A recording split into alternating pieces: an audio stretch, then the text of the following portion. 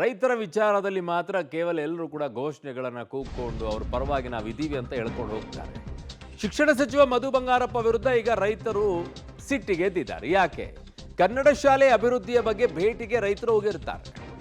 ಸುವರ್ಣಸೌಧದಲ್ಲಿ ಮಧು ಬಂಗಾರಪ್ಪನವರನ್ನ ರೈತರು ಭೇಟಿಯಾಗಕ್ಕೆ ಹೋಗಿರ್ತಾರೆ. ನಾನು ಎಲ್ಲ ಮಾಡಿದ್ದೀನಿ, ಹೊರಗೆ ಹೋಗಿ ಅಂತ ಶಿಕ್ಷಣ ಸಚಿವರು ಹೇಳ್ತಾರೆ. ರೈತರನ್ನ ಹೊರಗೆ ಕಳುಹಿಸಿದ್ದಾರೆ ಸಚಿವರ ಕಚೇರಿಯ ಸಿಬ್ಬಂದಿಗಳು.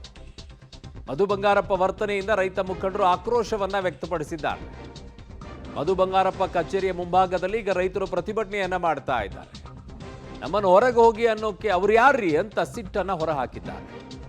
ಶಿಕ್ಷಣ ಸಚಿವ ಮಧು ಬಂಗಾರಪ್ಪ ವಿರುದ್ಧ ರೈತರು ಸಿಟ್ಟನ್ನ ಹೊರಹಾಕಿದ್ದಾರೆ.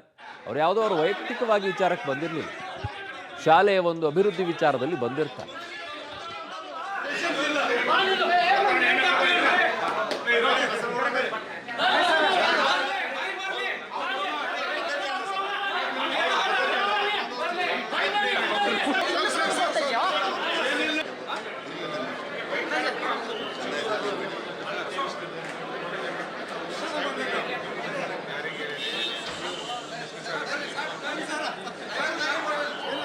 ಸರ್ ಏನಿಲ್ರಿ ಅಲ್ಲಿ ಏನೋ ಬಂದು ಬಂಗಾರ ಸರ್